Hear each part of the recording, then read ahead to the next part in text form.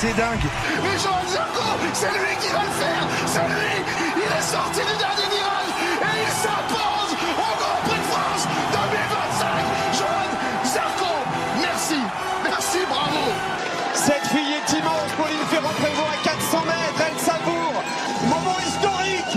Pauline Ferrand-Prévot remporte le Tour de France 36 ans après Jeannie Longo. Alors Laurent, elle est pas belle la vie. Tout de suite, le Campus Sport Club, 23h minuit, sur Radio Campus Lille.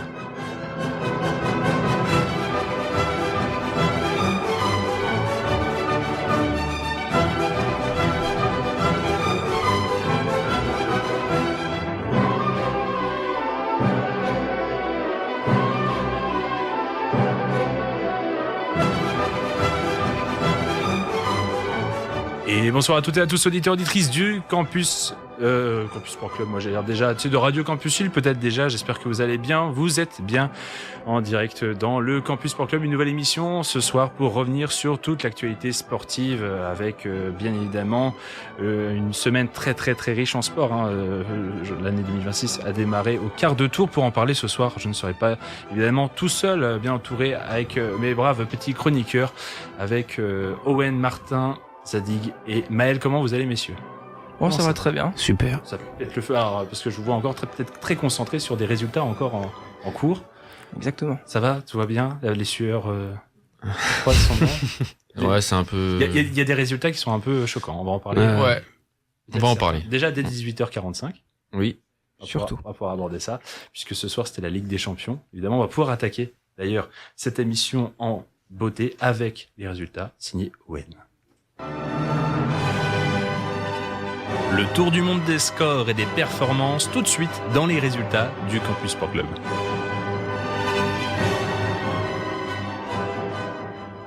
Ouais, petite tournée européenne pour toi, Owen. Ce soir, tu avais 9 matchs à ta disposition pour la première partie de cette 7e journée de phase de Ligue. Alors, est-ce que ça a senti bon pour nos clubs français, à savoir Monaco et Paris? Donc 2 clubs français étaient sur les terrains ce soir, notamment l'AS Monaco qui se déplaçait à Madrid au Bernabéu. Les Monégasques qui se sont malheureusement inclinés lourdement face à des Madrilènes bien plus forts, avec notamment un doublé en première période de l'ancien de la maison Kylian Mbappé. Franco Mastantuono a ensuite marqué dès le retour des vestiaires avant que Kerr ne marque contre son camp. À ce moment-là, ça fait 4-0 déjà pour le Real Madrid. Mais c'est pas fini puisque Vinicius va marquer un 5e but. Jordan Thésée va ensuite sauver l'honneur pour l'AS Monaco, mais Bellingham va marquer un 6e but. Victoire 6-1 du Real Madrid. Cette victoire permet au Real Madrid d'être 2e de la phase de Ligue. Et pour ce qui est de Paris, qui était en déplacement à Lisbonne. Le PSG se rendait à Lisbonne pour y défier le Sporting Portugal avec un objectif de prétendre au top 2 en cas de victoire. En première période, les Parisiens manquent d'efficacité, n'arrivent pas à trouver la marque, notamment un but refusé à Zaïre Emery, puis 2 nouveaux buts refusés pour le PSG suite à 2 positions de hors-jeu. La fin de match, ça va s'emballer. Contre le cours du jeu, c'est Luis Suarez qui ouvre le score à un quart d'heure de la fin, avant que Kvaratskhelia n'égalise à 5 minutes, juste ensuite, 5 minutes après, d'une magnifique frappe en lucarne. Et en toute fin de match, alors qu'on se dirigeait vers un match nul, c'est finalement sur une frappe au milieu de terrain mal captée par Chevalier que Luis Suarez, en renard des surfaces, inscrit le but de la victoire pour le Sporting. Luis Suarez, pas le Luis Suarez uruguayen qu'on connaît de passage au Barça, mais plutôt le Luis Suarez passé par l'Olympique de Marseille notamment. Ça rappellera donc de bons souvenirs aux Parisiens. Et il y avait aussi un très beau choc entre l'Inter Milan et Arsenal. Le choc de la journée, c'était en Italie, à Milan, où l'Inter recevait Arsenal, leader de la phase de Ligue. Et le leader, il a répondu présent en première mi-temps grâce au doublé de Gabriel Jesus, 2-0 pour Arsenal. L'Inter va revenir et Gyökeres va ensuite inscrire le 3e but, 3-1 score final. Arsenal est leader, 7 victoires en le temps de rencontre. Est-ce que vous retenez, vous, une autre performance de cette soirée, messieurs? J'évoquais tout doucement la rencontre de 18h45 entre Bodo Glimt et Manchester City. Victoire presque surprise de Bodo Glimt 3-1. Est-ce que c'est le résultat qui vous a le plus choqué? Le ou est-ce plus que, choqué, entre-temps, là, vous avez eu le temps de voir ce multiplex de fin de soirée? Ouais, honnêtement, c'est le résultat qui choque le plus. En plus, surtout que City peut prendre une vraie valise. Hein. J'ai regardé un peu le match. Bodo Glimt, il tape 2 fois les montants. Il y a un but hors jeu qui est refusé. Ils peuvent repartir de Norvège avec un 5-1, 6-1 sans problème. Hein. Donc c'est vrai que c'est inquiétant, surtout avec la défaite ce week-end contre Manchester United. Est-ce qu'on peut dire que City est en crise? Je sais pas, peut-être pas encore, mais ça fait deux résultats très négatifs à leur rencontre là. On va mettre ça sur le compte du froid de Norvégien, je pense. C'est ça. Hein. On pense qu'ils ont Oui. pris un coup de froid là. Pas très averti des températures et de l'ambiance peut-être de Bodo. Première victoire de Bodo Glimt. Il y a quand même des équipes qui arrivent à prendre des points quand même en Norvège. c'est bien. Ça montre la crise malheureusement à City. C'est vrai, tout à fait. Encore un peu de football, on va remonter dans le temps. On s'en va des soirées européennes, de retour vers notre cher Ligue 1, Owen. Parisiens et Lensois sont imposés à domicile respectivement contre Lille et la Auxerre. 3-0 tout d'abord pour le PSG face à Lille grâce à un doublé de Dembélé, dont un magnifique but de Dembélé donc sur une balle lobée. Bradley Barcola a marqué en fin de match, victoire 3-0. Ce sont quand même les Lensois qui sont leaders du championnat puisque les 100 or sont imposés sur la plus petite des marges, 1-0 face à la Auxerre. Malgré une première mi-temps un peu en demi-teinte, c'est finalement Wesley Saïd qui à l'heure de jeu va offrir la victoire aux 100 or. Un point sépare donc les deux formations. En clôture de la 18e journée, l'OL s'est défait de Brest, réduit rapidement à 10 suite à l'expulsion de Romain Del Castillo. Schulz et Abder ont marqué juste avant la mi-temps. L'OL tiendra son succès même s'il y aura un but de Eric Mbembe dans les dernières minutes pour un succès de 1. Lyon revient 2 points du podium. Cet enchaînement aussi avec dimanche soir, plus que la Ligue 1, c'était surtout un soir à l'honneur de l'Afrique qui a pas si bien tourné que ça d'ailleurs. Effectivement, Sénégalais et Marocains se sont affrontés en finale au stade du Prince Moulay Abdallah. La rencontre elle est extrêmement serrée et tendue pendant les 90 minutes avec peu d'occasions nettes et un score figé à 0-0. Dans les arrêts de jeu, le Maroc obtient un penalty après l'intervention du VAR. Cette décision a été contestée par les Sénégalais qui vont quitter la pelouse puis ensuite revenir. Brahim Diaz, désigné pour tirer le penalty, a ensuite tenté une panenka qu'il a malheureusement raté et en prolongation, c'est Pape Gueye qui offre la victoire au Sénégal. Le Sénégal donc est sacré pour la deuxième fois de son histoire en Coupe d'Afrique des Nations. Et puis dans la petite finale, c'est le Nigeria qui s'en est le mieux sorti. Les Nigérians sont adjugés donc la petite finale, la 3e place au tir au but face au Pharaon de l'Égypte, après un penalty raté de Mohamed Salah et d'Omar Marmouche, les deux stars égyptiennes. Et donc le Sénégal termine premier, le Maroc deuxième, et sera une 3e place pour le Nigeria. Qui était un habitué de ces demi-finales. On reviendra bien sûr sur tous les faits divers et tout ce qui a entouré cette finale de Cannes tout à l'heure dans les news. Un petit passage vers la petite balle jaune et l'Australie où se déroule l'Open d'Australie. Donc le premier grand chelem de la saison, il a démarré. En l'absence de Loïs Boison, c'est forfait pour le premier grand chelem de la saison. Tous les espoirs des tricolores se reposent sur les épaules de Elsa Jacquemonot. C'est la 58e joueuse mondiale. Elle s'est qualifiée pour le deuxième tour en écartant ce dimanche l'Ukrainienne Marta Kostiuk, tête de série numéro 20, 6-7, 7-6, 7-6. Dans les autres rencontres, Léolia Jean-Jean a un temps mené les échanges avant de finalement craquer par le rythme infernal de l'ancienne numéro 3 mondiale Maria Sakkari, la finlandaise, 6-4, 6-2. Scénario similaire pour Sarah Rakotomanga, 118e joueuse mondiale et invitée par l'organisation. Elle s'est inclinée face à la numéro 1 mondiale Arina Sabalenka, 4-6, 1-6. Aujourd'hui, Vavara Gravecha s'est imposée face à la Suissesse Gobulik et reste la seule française avec Jacquemonot à avoir passé le premier tour. Du côté des hommes, Corentin Moutet s'est qualifié en s'imposant 3-7 face au local Tristan Schlotket 6-4, 7-6, 6-3. Quentin Alice s'est imposé en 3-7 également face à Alejandro Tabilo. À noter 2 exploits pour nos Français avec les qualifications d'Arthur Géa et d'Alexandre Muller. Le premier s'est qualifié face au Tchèque Jim Lechka, 19e mondial, 7-5, 7-6. Et ensuite 7-5. Muller, lui, s'est défait de l'Australien Alexei Poporine en 5-7 après un tir-break totalement maîtrisé, 10-4. Muller affrontera la tête de série numéro 3, l'Allemand Alexander Zverev, un joueur qu'il a déjà battu lors de la dernière confrontation. Pourquoi pas un nouvel exploit pour Muller. Giovanni Pericard a ensuite, lui, rendu les armes en 5-7 face à l'Argentin Sébastien Baez, numéro 36 en tête de série. Humbert s'est incliné également face à l'Américain Ben Shelton, 6-3, 7-6, 7-6. Gabriel Monfils est également éliminé dès le premier tour, défaite face à l'Australien Dan Sweeney, 3-7 à 1, 6-7, 7-5, 6-4, 7-5. De son côté, Hugo Gaston n'a rien pu faire face au numéro 2 mondial, Yannick Sinner. Il a malheureusement abandonné suite à une douleur aux abdominaux et à son deuxième set concédé. C'était terrible. Et la dernière de mon fils, du coup, à l'Open d'Australie, on rappelle également mon fils qui fait sa petite tournée d'adieu. Est-ce que ça vous a chagriné, vous? J'en profite, je tends la parole à l'instant. Pour la Monf.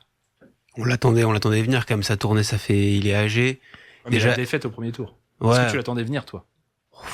Ouais, on l'attendait On venir l'attendait. quand même. Hein. Peut-être, je sais pas si on l'attendait venir, mais en tout cas, ça surprend pas, quoi. Je sais pas si je suis vraiment déçu de le voir perdre au premier tour. Ouais, d'accord. Alors, sachant qu'il avait mené 1-7-0 et qu'il menait 5-3 dans le deuxième set, qu'il a finalement perdu 7-5. Et ça a tout cassé, je pense, chez lui. Peut-être qu'un mon fils qui aurait mené 2-7-0, même repris 2-2, on aurait eu droit à son fameux cinquième set de folie. Magique. Ça aurait été bien. Et puis Hugo Gaston contre Yannick Sinner, comme il y a l'abandon au bout, 6-1, 6-2, enfin, je pense que dans tous les cas, il aurait quand même pu prendre ce genre de score. Malgré tout, on aime peut-être Hugo ou pas, mais Ouais, c'est c'était compliqué. Yannick Sinner sur dur, c'est quasi intouchable. Après le tour des tricolores du côté de l'Australie et du tennis, on va aller parler de nos Bleus au handball qui sont qualifiés pour la suite de la compétition à l'Euro. L'équipe de France, favorite pour décrocher le sacre européen, s'est qualifiée sans difficulté pour le tour principal avec le plein de points, soit 3 victoires en autant de rencontres. Hier à Oslo, capitale de la Norvège, la France a été impressionnante et s'est imposée 38-34. Les Bleus font donc le plein de points, se terminent en tête de son groupe. Au tour principal, les Bleus différeront l'Allemagne, le Danemark, l'Espagne et un autre adversaire encore inconnu, soit la Macédoine du Nord, soit le Portugal. Ils s'étaient déjà assuré une place au tour principal grâce à leur large victoire sur l'Ukraine, 46-26. Les Bleus avaient idéalement lancé leur campagne de tenant du titre en disposant jeudi de la République tchèque 42-28. Au tour principal, les Bleus donc différencent ces 4 adversaires suivants. À noter que la France a déjà 2 points en tête de son groupe. Et pour passer d'un sport collectif à l'autre, on passe des terrains de handball à ceux de basket, Owen. Le leader monégasque est imposé sans forcer contre Limoges 99-88 et reste leader du championnat. Nanterre, quant à lui, prend la seconde place suite à son succès au Palais des Sports contre Bourg-en-Bresse 101-93. Le Paris Basket, bousculé pendant 3 quarts temps, a finalement eu raison du Mans, 110-92, et prend sa revanche après la défaite surprise du match aller en Terre-Mancel. Nanterre et Paris sont donc deuxième ex-aequo actuellement en tête de la Betclic Elite. Gravelines Dunkerque s'est incliné logiquement 89-72 en Alsace à Strasbourg. En difficulté cette saison, le BCM occupe l'avant-dernière place de la Betclic Elite. De son côté, le Portel continue sa saison cauchemardesque en s'inclinant lourdement face à l'Asvel 104-58 et reste logiquement lanterne rouge. Le Portel n'a plus connu le moindre succès depuis le 28 octobre dernier, succès qui lui a en plus été retiré par la DNCG. En plus de ça, on est parti pour voir nos clubs nordistes lutter jusqu'au bout pour le maintien, si ce n'est même la relégation. On change complètement, on est quand même dans une thématique hivernale et il y a des JO qui approchent, on part vers du biathlon. À Ruhpolding, partie derrière la Suédoise Anna Öberg après sa deuxième place sur le sprint vendredi. La Française Lou Jean Monod a décroché la victoire sur la poursuite dimanche en réalisant un 19/20 contre 17/20 seulement pour la Suédoise et en remontant 7 secondes d'avance. Une autre Française sur le podium, il s'agit de Camille Benet qui a réalisé une performance XXL, récupérant 9 places et réalisant un magnifique 20/20. En relais, chez les femmes, les Françaises n'ont pas réussi à faire mieux qu'une 4e place avec un succès large de la Norvège. Du côté des hommes, la donne, elle n'est pas la même puisque les Français sont imposés après un relais rempli de rebondissements. Tout d'abord lâchés par la Norvège, meilleure sur le pas de tir, puis par la Suède. Ce sont finalement les tricolores qui s'imposent grâce à un magnifique 10/10 du dernier relayeur, Quentin Fillon-Maillet. Côté homme, toujours, Sebastian Samuelsson, parti premier suite à sa victoire sur le sprint, ne fait pas mieux qu'une 3e place malgré ses 4 erreurs qui lui ont empêché de viser un peu plus. La plus haute marge du podium, dont s'est installé Johannes Dalé devant Eric Perrault, qui avait pourtant terminé 5e du sprint à plus de 50 secondes de Samuelsson et qui finalement termine devant. Parti en 37e position, Fabien Claude lui réalise une course remarquable en terminant au pied du podium avec le meilleur temps de ski et le meilleur temps sur le pas de tir. Évidemment, le biathlon qui va nous permettre certainement de briguer quelques médailles au JO. Vous, est-ce que ça vous rassure ce genre de week-end là des Bleus à Ruhpolding? Il y a encore une étape à venir et là-dessus surtout, il va y avoir très vite les Jeux qui sont en altitude en Tots, en Terselva. Parce que pour le coup, avec ces belles remontées, tu l'as noté, c'est ça, Fabien Claude, C'est ça. 33 positions. 37. 33 positions, je crois, gagnées. Il a fini 4e en Ouais, étant parti 37e. il était parti 37e, c'est fou. ça. C'est assez impressionnant. Est-ce que toi, Maël, alors là-dessus, sur ces bleus-là, tu te dis que dans tous les cas, non, il y a pas de souci à se faire. Je pense que au vu des performances récentes et des biathlètes qu'on a, je pense qu'on peut quand même on peut quand même amener quelque chose, je pense. De toute façon, là, ce week-end, on a encore la dernière étape pour se préparer avant les JO. Donc, à voir un peu comment ça va se passer déjà ce week-end. Et après on aura peut-être un aperçu plus global pour savoir les états de forme. Voilà, les états de forme et comment on va s'en sortir. Même si les athlètes de haut niveau aiment toujours à se rappeler qu'une course aux Jeux Olympiques, ça reste une course le jour J. Et on en a vu des exploits dans d'autres disciplines et d'autres Français qui nous ont ramené des médailles inattendues. Donc peut-être que là aussi, les Italiens d'ailleurs, les Italiens et Italiennes sont très en forme. Owen parlait de Tommaso Giacomel chez les messieurs. Très très bon. Pas oublier Elisa Vitozzi ou Dorothea Veor qui sont capables sur une course d'aller shipper des surtout des Vitozzi médailles. qui est revenu spécialement pour les JO, donc on verra. Ouais, et qui est pas si mal revenu. Elle a fait une saison blanche quand même, hein, faut le rappeler. Donc c'est vraiment pas si mal. On reste encore un tout petit peu on baigne dans la neige et dans les montagnes. Direction l'Italie justement et le ski alpin. Ce mardi, la Coupe du Monde de ski alpin féminine faisait étape à Kronplatz pour un slalom géant très disputé à quelques semaines des Jeux Olympiques de Milan-Cortina. Dans des conditions assez exigeantes, c'est finalement l'Australienne Julia Chieb qui s'impose et qui a dominé l'épreuve, remportant sa 4e victoire de la saison en géant. Derrière elle, la Suissesse Camille Rast a réalisé une très belle performance en prenant la 2e place à seulement 37 centièmes de seconde, confirmant sa régularité au plus haut niveau cette saison. La Suédoise Sarah Hector, championne olympique en titre de la discipline, complète le podium après avoir mené à l'issue de la première manche. La course, elle a aussi été marquée par le retour de l'Italienne Federica Brigone, de retour de blessure et qui termine 6e. Un résultat donc qui est assez encourageant pour elle à 2 semaines des Jeux. Du côté tricolore, la Française Clara Direz n'a pas terminé la 2e manche, après malheureusement une chute, elle ne finira pas l'épreuve. Le slalom masculin de Vergen, ensuite, disputé en Suisse, a une nouvelle fois offert un spectacle de haut niveau. Le Norvégien Atli McGrath s'est imposé... T'es pas mal sur les noms. s'est imposé pour la 2e année consécutive sur cette pique exigeante, confirmant son excellent début de saison et son statut de favori pour les prochains grands rendez-vous internationaux. Auteur du meilleur temps de la première manche, il a parfaitement maîtrisé la seconde pour devancer Lucas Braten, désormais sous les couleurs du Brésil. Côté français, la performance elle est mitigée. Clément Noël, bien placé après la première manche, termine finalement 9e, après une seconde manche bien moins aboutie. Cette course confirme néanmoins l'intensité du niveau actuel en slalom. Il faudra pas se rater pour l'équipe de France. Ah, clairement pas. Et on va finir en remontant complètement le thermostat. On quitte les neiges européennes, on se dirige dans le désert saoudien où s'est terminé ce week-end le Dakar. Exactement, le Dakar. Alors, il faut que je retrouve mes feuilles. Parce qu'il y a eu un petit problème sur mes feuilles. Tout est bon pour moi. La 48e édition du Rallye Dakar disputée cette semaine en Arabie Saoudite, sur près de 8000 km de pistes désertiques et techniques, a offert une fin de course particulièrement intense, tant chez les motos que chez les jotos. Dans la catégorie moto, l'Argentin Luciano Benavides s'est imposé de façon historique avec seulement 2 secondes d'avance sur l'Américain Ricky Brabec dans l'une des finales les plus serrées jamais vues au Dakar. Il a su profiter d'une erreur de navigation de Brabec dans les derniers kilomètres. Cette victoire marque sa première victoire au Dakar donc. Chez les autos, Nasser Al-Attiyah, avec son copilote Fabien Lurking, a remporté sa 6e victoire au Dakar. Il s'est imposé au volant d'une Dacia Sandrider, offrant à la marque donc sa première victoire dans l'épreuve, lors de sa 2e participation seulement. Sébastien Loeb a lui terminé en 4e position de ce Dakar, à quelques dizaines de secondes du podium. Oui, encore Sébastien Loeb qui était à la course pour la victoire et qui le voit lui échapper. Merci Owen pour tous ces résultats. Sébastien Loeb va-t-il un jour gagner le Dakar? Est-ce que quand Sébastien Loeb gagnera le Dakar, est-ce qu'on sera encore vivant? C'est la question que je vous pose ce soir dans le débat. Non, et ici en moto, un petit mot aussi avec le Français Adrien Van Beveren, le nordiste qui n'a pas su remonter en 2e semaine sa première partie d'épreuve un peu compliquée. Du côté de l'Arabie Saoudite, donc le Dakar qui est encore parti, je crois, pour l'an prochain, pour encore être en Arabie Saoudite. Donc on va arrêter de l'appeler le Rallye Dakar. Ouais. Ils ont trop d'argent, je crois. Le Rallye Riyad, mais ça sonne moins bien le Rallye Riyad. Donc voilà, on faut en discuter là aussi. On verra si il faut pas changer le nom des compétitions. Voilà. En tout cas, merci Owen pour tout ce riche tour d'actualité avec en prime donc ce soir beaucoup de football avec la Ligue des Champions.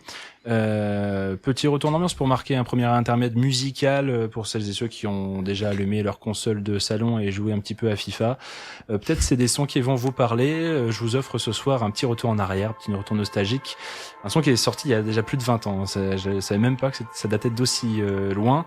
Le Casabian Club Foot pour vos douces oreilles. On se retrouve juste après pour la suite du Campus Sport Club avec des news, évidemment.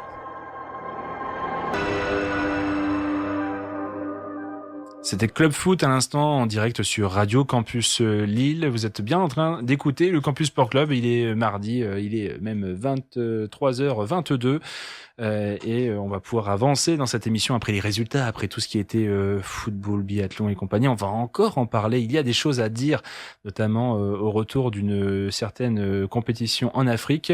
Et pour en parler, qui de mieux que Martin, juste après un jingle. Votre dose d'actualité sportive, c'est tout de suite dans le Campus Sport Club. avec il y a une multitude de faits divers. Heureusement, Martin nous a fait une compilation de tout ce que vous auriez pu manquer le soir et au lendemain de cette finale de Coupe d'Afrique des Nations. Un beau bordel, si je puis me permettre, Martin. C'est ça. Le dimanche 18 janvier 2026 restera longtemps dans la tête des fans de foot avec cette finale de la CAN plus que chaotique. Le souk, on peut dire. Le Sénégal a donc remporté la 2e CAN de son histoire. Mais si je parle de cette finale dans les news, c'est pour revenir sur les différentes informations qui sont sorties depuis 48 heures.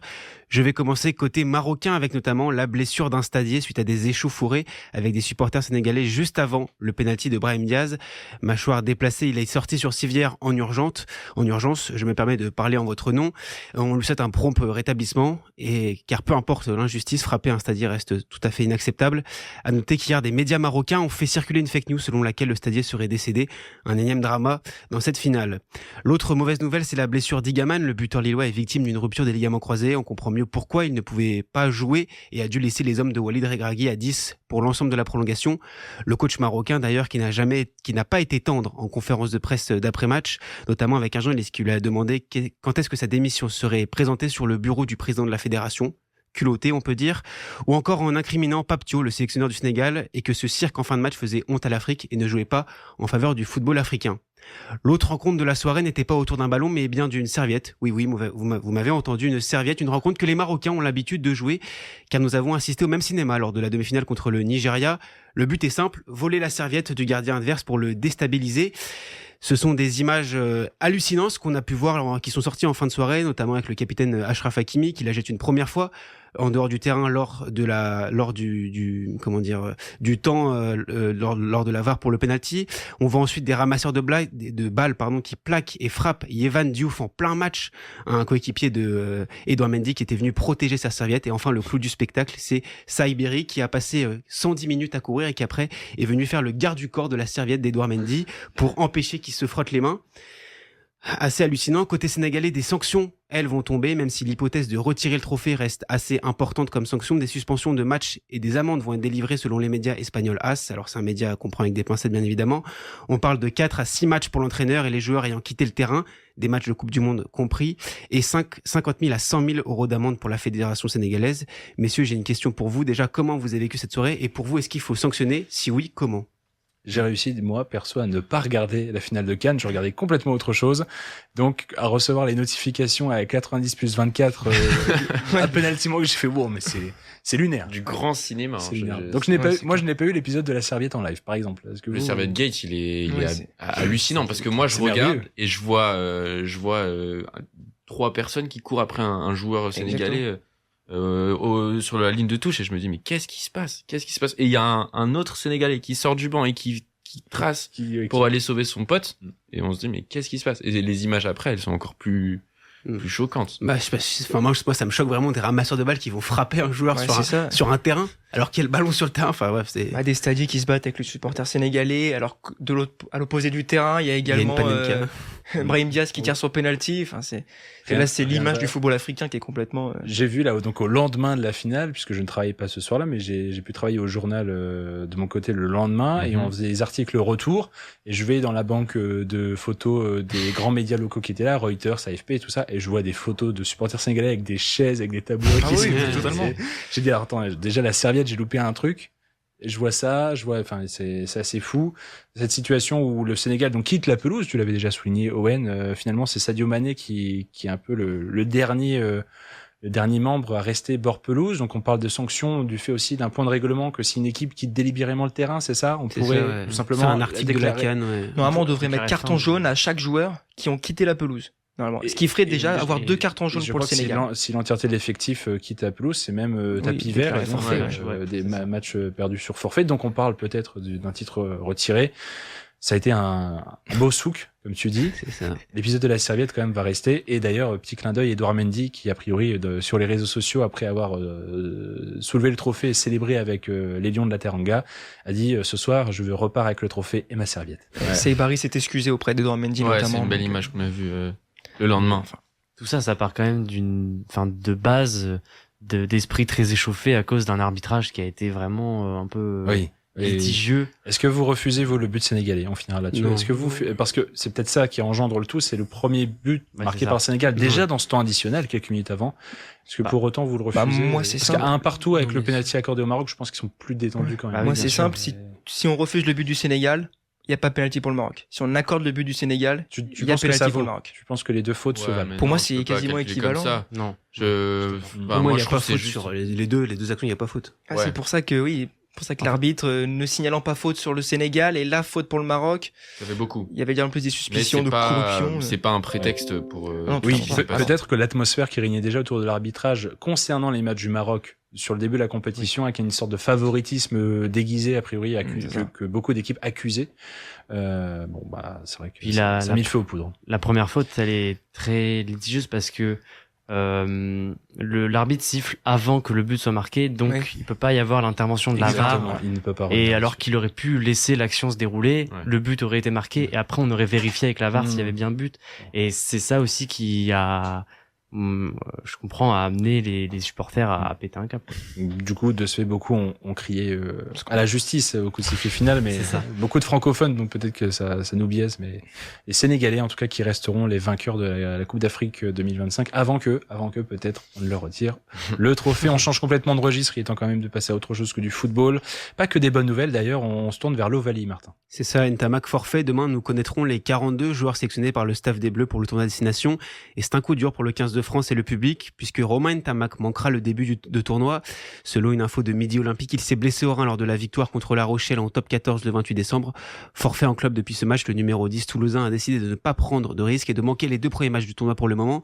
Donc c'est celui contre l'Irlande le 5 février et celui à Cardiff contre le Pays de Galles le 15 janvier. Alors peut-être que nos chanceux nordistes qui ont obtenu des places pour le match contre l'Italie vont peut-être pouvoir se délecter des passes de notre numéro 10 au stade Pierre-Mauroy le 22 février. À noter que l'équipe a sorti des infos que Grégory Aldrit, Damien Penaud et Gaël Ficou ne seraient pas sélectionnés par le staff des Bleus. Une grosse surprise, notamment pour Damien Penaud et Gaël Ficou. Pour le moment, les deux remplaçants donc éventuels pour Romain Ntamak sont Mathieu Jalibert, le numéro 10 bordelais qui réalise d'ailleurs une très belle saison, ou encore Thomas Ramos qui peut toujours dépanner à ce poste. Je ne sais pas si vous êtes branchés au Valie, messieurs, mais est-ce que vous avez une préférence pour remplacer Romain Ntamak? Surtout, une question de qui instinctivement, qui ferait la paire avec Antoine Dupont. C'est aussi. ça, ouais. C'est aussi l'autre question qu'on peut poser. Mathieu Jalibert a l'air hyper bien cette saison. Cette saison. Et il est parfait avec Bordeaux. Enfin, je vois pas pourquoi il prendrait pas la place là en tout cas sur les deux premiers matchs, quoi. Au moment où Ntamak Tu ne veut pas donnerais jouer. plus sa chance qu'à d'autres. Carrément. Même si en équipe de France, c'est vrai que quand il a été associé à Dupont c'est et à ce compliqué. poste-là, Puis il y a le côté défense avec Mathieu Jalibert. ouais, faut peut-être que c'est un moyen d'avoir une forme de rédemption, peut-être. Effectivement, Ouais. il va peut-être regagner en crédit et il va peut-être lancer aussi son année 2026 avec l'équipe de France. Qui sait. Changement toujours dans les sports collectifs. Évidemment, on passe des terrains de l'Ovalie au parquet NBA avec une très bonne nouvelle encore pour un Français. D'ici, on C'est est ça. chauvin ce soir. Après sa venue en Europe et son passage à Berlin à Londres pour les NBA Europe Games, le petit accent que vous avez remarqué, Ouais. la NBA a levé le voile sur les 10 titulaires du All-Star Game 2026. Hier, il y a une énorme nouvelle pour le basket français. Alors que le match des étoiles se déroulera le 15 février à Los Angeles, la Ligue a dévoilé les joueurs qui débuteront le match, choisis à partir d'un vote mêlant fans, joueurs et médias. Dans la conférence Est, on retrouve des stars comme Giannis Antetokounmpo, Jalen Brown, Jalen Brunson, Kate Cunningham et Tyrese Maxey. Mais c'est surtout du côté de l'Ouest que l'histoire se fait, car Victor Wembanyama a été sélectionné comme titulaire du All-Star Game NBA, devenant ainsi le premier joueur français de l'histoire à atteindre cet exploit. À seulement 22 ans, l'alien des San Antonio Spurs se retrouve aux côtés de Stephen Curry, Luka Doncic, Shai Gilgeous-Alexander et Nikola Jokic dans le sac de départ. Après avoir été nommé All-Star remplaçant la saison passée, il inscrit maintenant son nom dans l'histoire du basket tricolore en devenant titulaire. Le All-Star Game 2026 sera d'ailleurs spécial par son nouveau format avec 3 équipes, 2 américaines et une internationale, qui s'affronteront dans une phase de poule avant la finale. Ce sont donc 3 équipes de 8 joueurs et des matchs de 12 minutes avant de retrouver une finale comme un tournoi de quartier finalement, en espérant voir le Français briller et ramener la coupe en Europe avec ses compères. On repasse au foot avec un petit point transfert parce qu'on est quand même dans le transfert hivernal. On va parler un peu des dernières infos, notamment avec la grosse info, je trouve, côté français, c'est Robinho Vaz qui part de l'OM et qui va à Rome pour 25 millions. On a aussi Conor Gallagher qui va à Tottenham l'ennemi juré de Chelsea. Qui revient en première ligue. C'est ça, qui revient en première ligue pour un coût total de 40 millions. Marc Guéhi, le capitaine de Crystal Palace, qui rejoint Manchester City alors que son contrat se finissait dans 20 mois pour 20 millions. Ça, c'est l'info du jour. Nwaneri, le jeune crack d'Arsenal qui rejoint l'OM pour les 6 prochains mois, un prêt coûtant de 4 millions, à savoir que l'OM va prendre en compte son salaire. Il y a aussi un autre crack, c'est celui du Barça, Dro Fernandez, qui a décidé de payer sa clause libératoire de 6 millions pour trouver un autre club. Le PSG sera intéressé. On a aussi Alexander Zinchenko qui s'en va d'Arsenal. Lui qui avait pourtant un accord avec Nottingham Forest, il va finalement aller à l'Ajax Amsterdam. Et puis enfin, c'est Ter Stegen qui a été mis sur le côté par Juan Garcia qui s'en va à Girone jusqu'à la fin pour essayer de retrouver une place pour la Coupe du Monde. Monsieur, en amont, un petit tour de table pour vous. Quel est le coût de ce mercato hivernal pour le moment? Est-ce que c'est même pas un transfert qui n'est pas cité aussi? Ça peut être. Oui, ça peut être Hendrick par exemple à l'OL. J'aurais pensé à lui en premier, moi. Oui, pourquoi? Personnellement. Pourquoi? Parce que d'un point de vue, j'ai envie de dire naming, etc. C'est quand même un grand coup de com' déjà pour l'Olympique Lyonnais tout de même.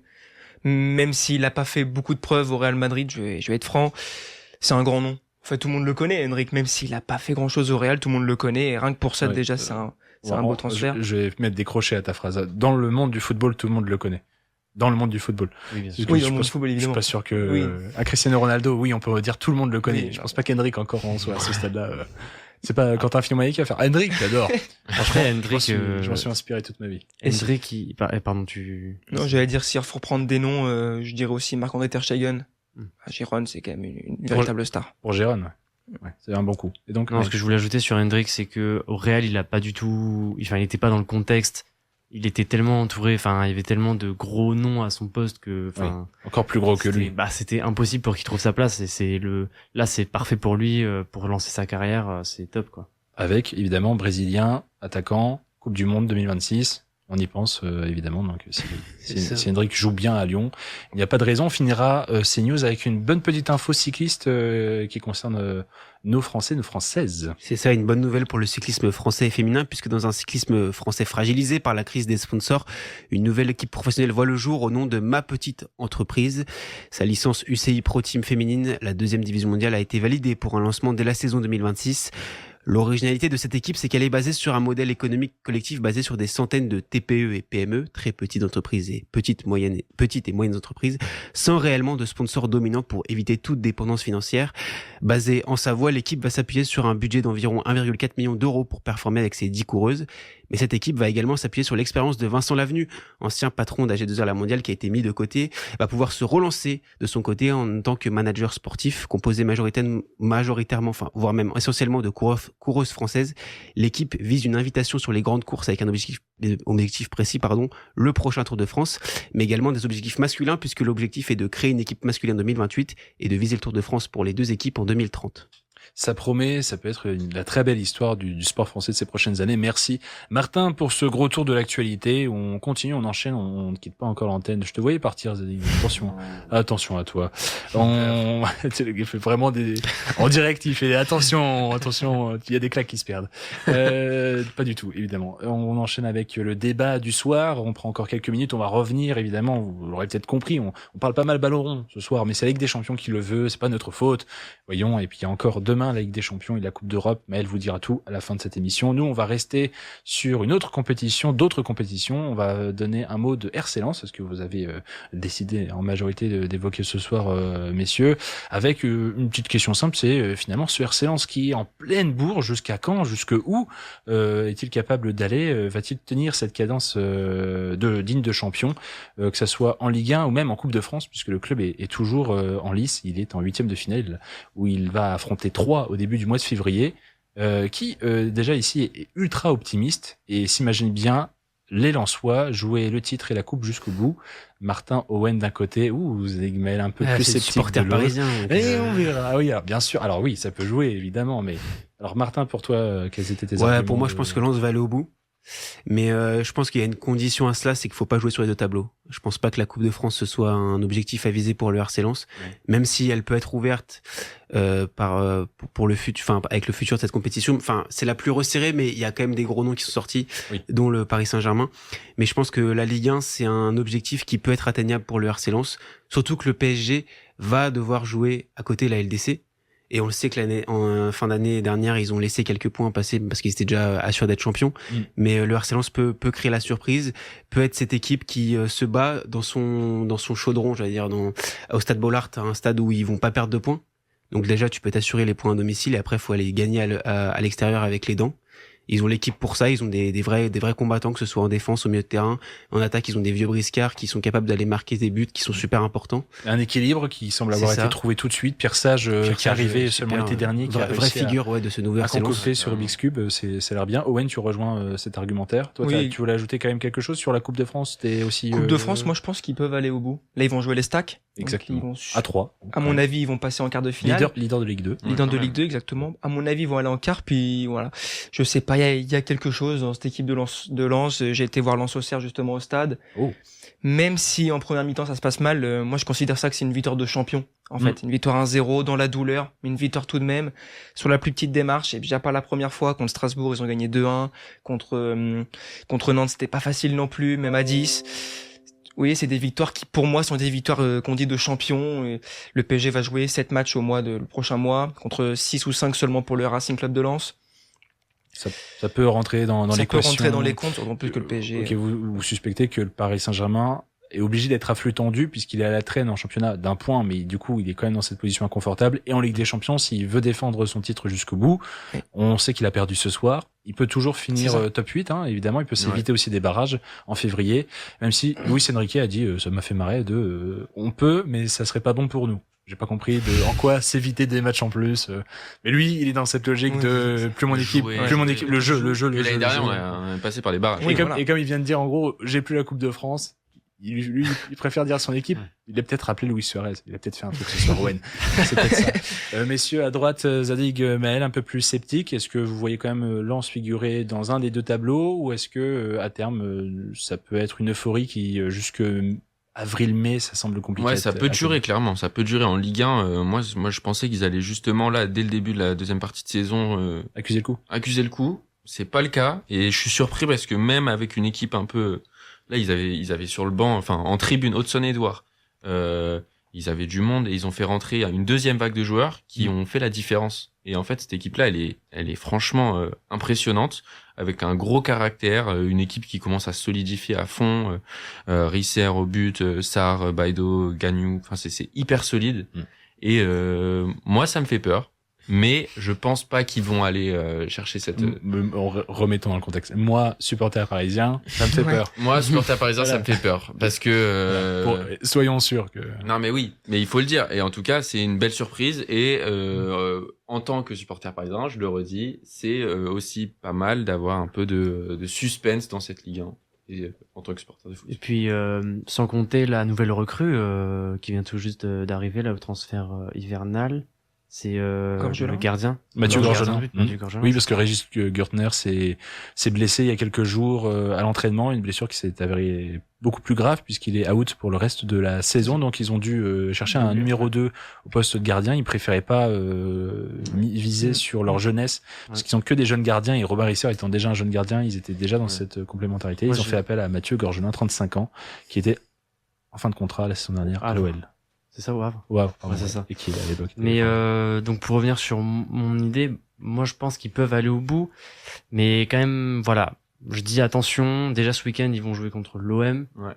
C'est un gros match, premier contre troisième. S'ils perdent derrière, ça rééquilibre la balance, elle est rééquilibrée. Donc à voir déjà ce week-end. S'ils réussissent à gagner, ils mettront à l'écart complètement. Enfin l'OM sera complètement largué. Enfin pas totalement, mais quand même 10 points d'écart. Attention à ce que tu dis. Je sais que j'ai un passif avec Adrien sur l'OM, mais non, bah voilà, je dis voilà, attention, on sait pas trop, à voir un peu comment ça va évoluer. Déjà ce week-end, on en saura peut-être un peu plus, et puis mais franchement c'est une belle épreuve qui les attend. Marseille donc au Vélodrome. Le PSG aussi jouera à l'OM. Et potentiellement. Jouera à l'OM, on peut espérer aussi que voilà, c'est concurrent direct. On parle vraiment d'une lutte à 3 a priori quand même pour l'instant, même si Marseille ils sont capables en cas de défaite d'être rattrapés par Lille ou Lyon, donc c'est presque plus qu'une lutte à 2 si ça se passe bien, si ça se passe bien. Puis faut pas oublier qu'il y aura Lens Paris également quand même. Oui, bien sûr. Pour ce qui est du calendrier de Ligue 1, par exemple, donc 16 matchs à jouer encore pour Lens, qui n'a qu'un petit point d'avance. Dans les confrontations importantes, j'ai noté donc Marseille à venir samedi au Vélodrome, donc à l'extérieur. Il y aura Lille à Pierre-Mauroy en avril, et la semaine dans l'enchaînement, début avril, week-end du 5 avril, c'est derby à Pierre-Mauroy. La semaine d'après, c'est réception du PSG. Ça peut être début avril le tournant de la saison, parce que tu peux faire 0/6 et Paris qui fait... Il y a Rennes dans les prochaines semaines aussi. Rennes, Monaco. Rennes, par rapport à la dynamique de Lens, c'est pas les... Bon, voilà, on est... Bon. Non, faut pas sous-estimer Rennes. Football, oui, je dis pas, mais quand même. Et ils finiront, à noter, quand même, petit clin d'œil aussi à la saison 2002, ils finiront par Lyon, lors de la dernière journée, un match à l'extérieur. À Lyon. Ils avaient perdu le premier match à domicile. Ça peut être très fort que le titre se joue encore à cette 34e journée et que Lyon leur vole encore un titre, même si là, cette fois, Lyon ne jouera certainement pas. Peut-être, mais ne jouera certainement pas la compétition. Et pour un mot de Coupe de France, pour rappeler quand même, donc les Lensois sont qualifiés pour les 8e de finale. Ils joueront début février à 3, leader de Ligue 2, mais pensionnaire de Ligue 2, sur les dynamiques des deux clubs qui sont quand même excellentes, ça peut être un très beau match. Je sais pas si vous voyez quand même un match qui peut aller au tir au but, ou si Lens peut plier l'affaire en 90 minutes. Oh, je pense que Lens va faire un tout petit peu tourner, donc potentiellement les stacks. Après les stacks aussi, c'est pareil que Lens, ils vont jouer aussi la montée en Ligue 1. Mais ils sont assurés de monter. Oui, ils sont assurés de monter. Voilà, donc, ça c'est serré quand même, 5 points. Après oui, je pense qu'ils vont monter, mais ouais, c'est pour ça. Donc c'est la Coupe de France, la magie. Et comme on parlait des autres clubs encore en lice, parmi les plus gros favoris, comme Paris est tombé avec Lens, je notais Marseille, Rennes. T'inquiète pas, j'ai noté Rennes, Lyon, Strasbourg, Monaco. Mais l'avantage qu'ils ont, c'est que Marseille et Rennes s'affrontent en 8e de finale et Strasbourg-Monaco aussi. Donc déjà 2 équipes parmi le lot s'en iront. Et avec 5 équipes de Ligue 2 encore en lice, en plus de l'Estac qui est la 6e équipe, Lens a aussi peut-être la chance de tirer encore des Ligue 2 et d'avancer sereinement en Coupe de France.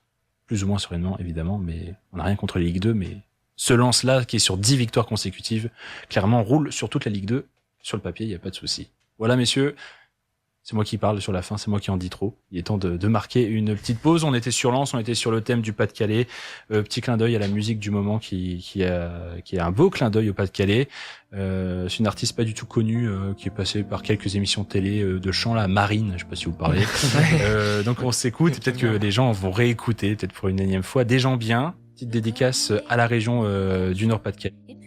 Je me coupe le micro et on revient pour la fin de cette émission. À tout de suite. Sombre et géant. Marine, à l'instant, qui est en direct sur Radio Campus Lille. Merci Marine d'être passée nous voir dans le Campus Sport Club. Il est 23h48. Vous êtes bien en train d'écouter votre émission 100% Sport, une émission. Je fais le petit moment promotionnel qui sera disponible aussi dès minuit 1 sur notre site campuslille.com en replay et demain sur YouTube, Spotify, Deezer pour écouter les belles chroniques que vous auriez pu manquer. On va pouvoir se diriger vers une nouvelle chronique pour aborder cette fin d'émission et s'approcher du temps additionnel. Il s'agit d'un portrait, celui concocté par l'ami Zadig, qui a priori a eu un crush sur mon sport, à moi, mon sport d'amour. J'ai plus de 12 ans de pratique, le handball. Et tu t'es concentré sur un certain joueur, un arrière droit qui est très fort, a priori. Tout commence le 7 août 2024, Jeux Olympiques de Paris. La France et ses sports collectifs brillent à la maison. Le handball masculin, champion en titre au JO de Tokyo en 2021, semble faire exception à la règle. Ce 7 août, la France affronte l'Allemagne en quart de finale à Lille, après s'être sorti difficilement des phases de groupe. Les tricolores mènent alors d'un but seulement, 29-28, et il ne reste que 6 secondes à jouer. Dikamem, ballon en main, est le garant d'une victoire presque scellée. Allez, balance là, devant, c'est pas possible! L'égalisation à la dernière seconde, la mauvaise passe, et on va aller à une prolongation, c'est pas possible! Mais c'est une toute autre chose qui se passe puisque l'arrière droit perd le ballon d'une passe ratée, laissant le champ libre aux Allemands pour égaliser et pousser le match en prolongation. La suite est cruelle, les tenants du titre sont éliminés, stupeur à la maison, cette nouvelle génération chute. Dépassé, c'est le mot qui décrit la réaction de Dikamem quelques minutes après l'élimination. C'est terrible, j'ai l'impression d'avoir lâché l'équipe. Je suis vraiment déçu de cette passe et j'en suis désolé d'ailleurs. Déjà, on se pose des questions. Est-il capable d'assumer les pleines responsabilités du sort de l'équipe de France ? Sera-t-il l'homme providentiel qui nous mènera à la victoire? La figure peut-être d'une nouvelle génération? Focus, aujourd'hui sur le numéro 10 des Bleus et leader technique de Guillaume Gilles, ce diamant brut au nom original portant sur le dos les espoirs d'une nouvelle génération. Dis quand même. C'est parfait. Dis quand même. Et la réponse de Dis quand même. À 28 ans, Dika Même compte déjà parmi les expérimentés de ce sport. Fort de sa précocité, il est aujourd'hui une voix importante du vestiaire des Bleus et capitaine au FC Barcelone. Un rôle qui lui était prédestiné, lui, le crack absolu qui a franchi les étapes à vitesse grand V. Grand de 1m94 pour 104 kg, Dixon, comme il est surnommé, est incontestablement présent dans la cour des meilleurs joueurs de son temps. Il est un arrière droit costaud, athlétique, qui manie à la fois puissance et élégance. En attaque, son flair lui donne de grandes responsabilités et il est, à l'image des joueurs de basket, celui qui termine les actions. Celui qui, dans le jeu passif, sera capable en à peine 3 pas de s'élever et catapulter de son bras gauche le ballon dans les filets. Dika Même a grandi en Île-de-France. Comme beaucoup de jeunes de son quartier, il est toujours proche du ballon, mais pas celui du handball au début. Il fréquente d'abord le City et c'est le football puis le basket qui séduisent le jeune Dika. Lui qui est aujourd'hui décrit comme un fin défenseur, toujours dans l'analyse du jeu, n'a pas commencé du bon pied avec le handball. Il ne touche à la discipline qu'à ses 13 ans, poussé par un ami pour tester un entraînement. La suite, c'est tout droit pour Dika. Son premier coach, Nestor Rodriguez, raconte le phénomène qu'il était au détour d'une anecdote. Il m'a demandé comment on faisait un tir à la hanche. Et je lui ai dit, Dika, c'est un peu compliqué, puis il faut quelques temps d'entraînement, c'est pas si simple. Il essaye, et il y arrive du premier coup. Donc là, j'ai dit, bon, voilà, ça c'est Dika. Un coach qui parle un peu rapidement. Mais il apprend à une vitesse dingue, comme le coach, et il est impatient, mais surtout impressionnant. Quand son physique se développe, son habileté ballon en main aussi. Ce poste d'arrière droit auquel il évolue toujours lui permet autant de s'épanouir en attaque, à coups de percées et de tirs de loin lunaires, qu'en défense où il est souvent remarqué comme un élément important. Meilleur espoir à Tremblay en France, il s'envole en Espagne dès 18 ans, quitte le cocon familial et explose aux yeux du monde. Il fait partie des joueurs qui évoluent avec son temps. Symbole du handball moderne, il occupe un poste obligeant une polyvalence permanente, véloce et technique. Dika Même n'hésite pas à engager le 1 contre 1. Il est un petit prince qui est devenu au fil de sa carrière un joueur respecté.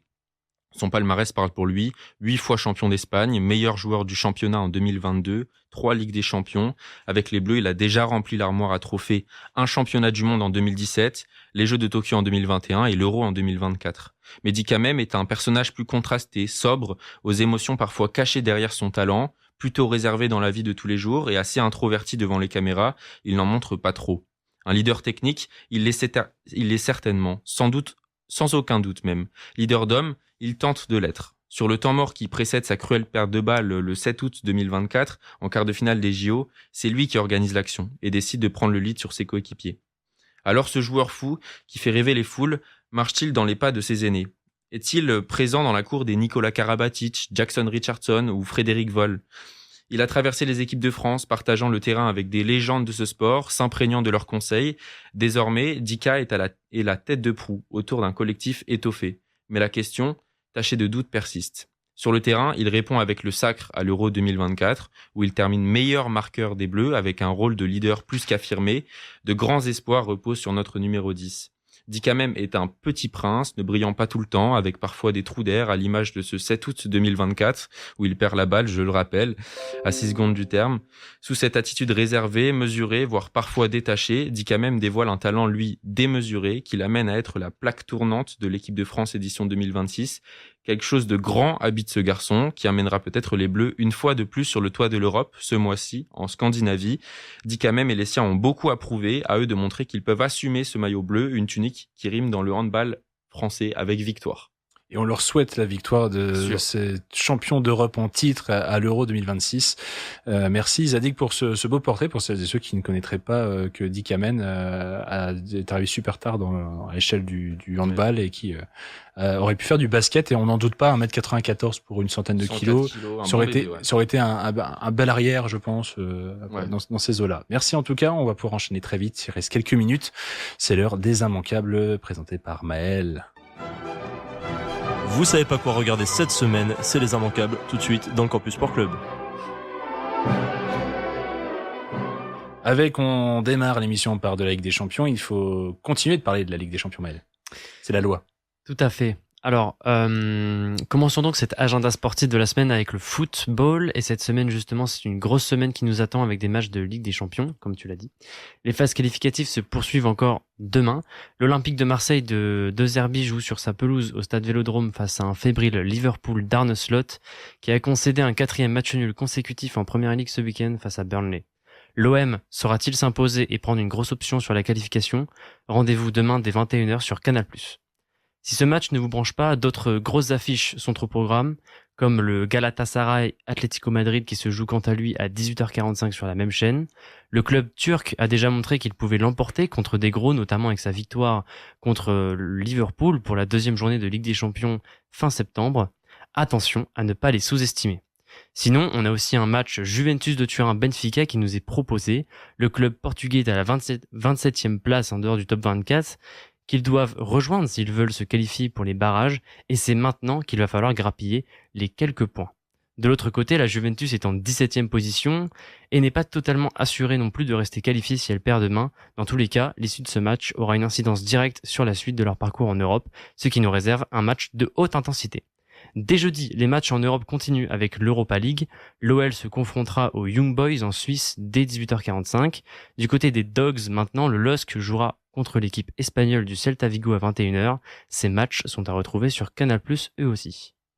Ce week-end, le football continue avec de la Ligue 1. Samedi soir, l'OM rencontrera donc le Racing Club de Lens au Vélodrome pour tenter de rattraper son retard de 7 points sur le PSG et de 8 points sur le club sang et or. De son côté, celui-ci doit assurer la victoire pour garder la tête du classement, maintenir le PSG à l'écart actuellement au coude à coude à seulement un petit point de différence, puis écarter encore un peu plus l'OM de la course au titre. Coup d'envoi à 21h05 sur Ligue 1+. Allons voir maintenant chez nous avec les Dogs qui vont se confronter aux Strasbourgeois. Strasbourg qui est dans une période assez compliquée en ce moment malgré la petite victoire 2-1 la semaine dernière contre Metz. Avant ça, Strasbourg n'avait pas gagné un seul match de Ligue 1 depuis le 9 novembre dernier. Du côté lillois, aucune victoire enregistrée depuis début 2026, peut-être la première ce week-end. Ce qui est certain, c'est que le stade Pierre-Mauroy sera bouillant pour cette nouvelle journée de Ligue 1, à suivre directement au stade ou sur Ligue 1+, dimanche à 20h45. Une autre compétition en cours de l'autre côté de la planète en Océanie, Maël, bien sûr. De l'autre côté de la planète, oui, les balles fusent sur les cours de l'Open d'Australie qui se joue depuis lundi dernier, comme on l'a vu précédemment. Les Français et Françaises se battent pour se maintenir en vie. Quentin Alice se confrontera à Medvedev dans seulement 2 petites heures à 2h10 du matin, de quoi ravir les couches tard de l'émission. Puis, Corentin Moutet va devoir faire face à l'Américain Zheng à 4h10 pour rester dans la compétition. Pour terminer du côté des messieurs, on retrouve Alexandre Muller, auteur d'un fantastique exploit contre l'Australien Popyrin, mené 2-7-1, il nous a offert une remontée légendaire au terme de 2 tie-breaks remportés sur le fil pour arracher la victoire. Muller doit maintenant réaliser un nouvel exploit, faire jeu, set et match contre le numéro 3 mondial, l'Allemand Alexander Zverev. Parviendra-t-il à déjouer les pronostics et réaliser un second exploit ? Rendez-vous dès demain à 8h30 pour le savoir. Vous retrouverez les rencontres de l'Open d'Australie sur Eurosport, Prime Video ou DAZN. Du côté des Françaises maintenant, on retrouvera Elsa Jacquemot à 2h10 heure française face à la Kazakh Yulia Putintseva. J'espère que ça va au niveau de la prononciation. Tout à l'heure. Puis Varvara Gracheva face à la Kazakh Elena Rybakina dans la nuit de mercredi à jeudi à 1h. On finira avec un petit mot de handball. Peut-être avec l'annonce des adversaires des Bleus à l'Euro masculin pour le tour principal. Tout à fait. Sur les parquets de handball, on retrouvera la France dès jeudi contre le Danemark dans un gros choc à 15h30, puis samedi à la même heure pour voir nos Bleus jouer contre le Portugal. Rendez-vous lundi prochain à 18h contre l'Espagne, puis contre l'Allemagne à 15h30 mercredi prochain. L'Euro de hand est à retrouver sur beIN Sport, France Télévisions ou TF1. Et Maël était à retrouver ce soir dans le Campus Sport Club. Merci Maël pour les immanquables. Merci Zadig, Merci. Martin, Owen. Il me reste quelques secondes pour conclure. J'espère que ça vous a plu. J'espère que ça a plu à nos auditeurs auditrices. On vous donne rendez-vous de toute manière la semaine prochaine, même heure, même jour, 23h minuit pour une nouvelle émission du Campus Sport Club. Et d'ici là, moi je vous dis, portez-vous bien. Bye bye tout le monde. Merci Adrien. Bye bye. Ciao.